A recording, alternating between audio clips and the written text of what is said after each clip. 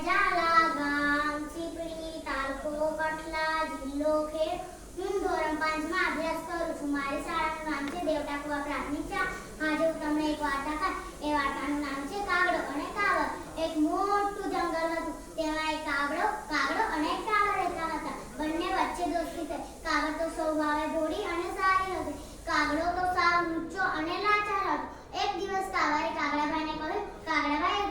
આપણે ખેતર ખેડીએ તો દાણા સારા થાય તો આખું વર્ષ ચણવા ના જવું પડે કાગડાભાઈ કહે ઠીક છે તો કાગડાભાઈ અને કાગડાભાઈને ભાડે ખેતર લઈને પોતપોતાની ચાંચ વડે ખેતર ખેડવા લાગે છે અડધું ખેતર ખેડાય અને કાગડાભાઈની ચાંચ તૂટી ગઈ કાગડાભાઈ કાવડબેનને કહે કાવડબેન તમે ખેતર ખેડતા હતા હું તરજુ મારી ચાંચ ડોહાને ત્યાં ઘડાવીને આવું છું કાવડબેન કહે ઠીક છે કાગડાભાઈ તો ઉડતા લુગર પાસે ગયા અને ચાંચ ઘડાવીને કામણા આળસે એક ઝાડ પર બેઠા લુહારની સાથે ગપ્પા જ મારતા હતા કાગડે તો આખું ખેતર ખેડી નાખ્યું પણ કાગડાભાઈ તો આવ્યા જ નહીં હવે તો વાવણીનો સમય થયો કાગડ તો ઉડતી કાગડાભાઈને બોલાવે અને કહ્યું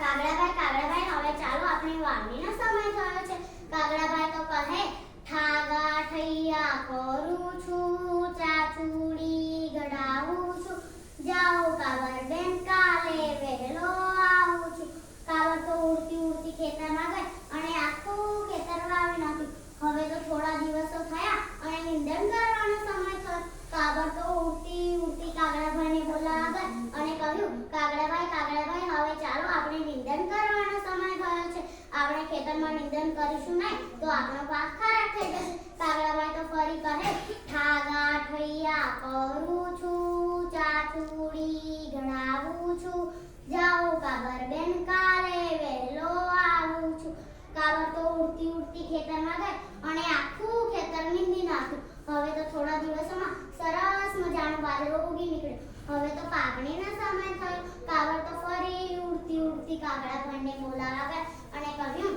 કાગડાભાઈ હવે તો ચાલો આપણે કાપણીનો સમય થયો છે કાગડાભાઈ તો ફરી કહે ઠાગા ઠૈયા કરું છું ચાચુડી ઘડાવું છું જાઓ કાવડબેન કાલે વહેલો આવું છું કાવડ તો ઉદાસ થઈને ખેતરમાં ગઈ અને આખું ખેતર કાપી નાખ્યું હવે તો ડુંડા કાપવાનો સમય થયો કાગડ તો ફરી ઉડતી કાગડાભાઈને બોલાવા ગઈ અને કહ્યું કાગડાભાઈ હવે તો ચાલો આપણે ડુંડા કાપવાનો સમય થયો છે કાગડાભાઈ તો ફરી કહે ઠાગા ઠૈયા કરું છું ચાચુડી ઘડાવું છું જાઓ કાવડબેન કાલે વહેલો આવું છું કાવડ તો એકને એક વાત સાંભળીને ઉદાસ થઈને ખેતરમાં ગઈ અને આખા ખેતરના ડુંડા કાપીને બાજરો કઢાવીને નાનકડો બાજરીનો ઢગલો કર્યો મોટો ઢૂસાનો ઢગલો કર્યો ઢૂસાના ઢગલા પર બાજરીના દાણા ભભરાવી દીધા એટલે ઢૂસો તો દેખાય જ નહીં કાવડ તો ઉડતી કાગડાભાઈને બોલાવે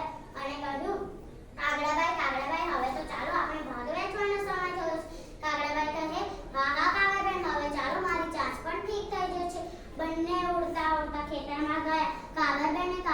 કહ્યું કાગડાભાઈ તમે આ બંનેમાંથી જે ઢગલો ગમતો હોય તમે તેના પર બેસી જાઓ કાગડાભાઈએ તો મોટો ઢૂસાનો ઢગલો જોયો અને તેમના મનમાં લાલચ આવી ગઈ કાગડાભાઈ તો ઉડીને ઢૂસાના ઢગલા પર બેસી ગયા જેવા તે ઢૂસાના ઢગલા પર બેસે એવા અંદર ઘૂસી ગયા તેમના ચાંચમાં પાખોમાં નાકોમાં બધે ઢૂસા ભરાઈ ગયા કાગડાભાઈ તો બૂમ પાડવા લાગ્યા કાગડાભાઈ મને બચાવો મારાથી ભૂલ થઈ ગઈ હું કદી આવું નહીં કરું કાગડને તો દયા આવી કાગડ તો ઉડીને ગઈ અને કાગડાભાઈનો હાથ પકડીને કહે કાગડાભાઈ ઉડો કાગડાભાઈને નદીએ લઈ ગયા તેમના ચાંચમાંથી પાખોમાંથી બધેથી ઢૂસા કઢાવ્યા અને બંને ઉડતા ખેતરમાં ગયા કાગડાભાઈને કહ્યું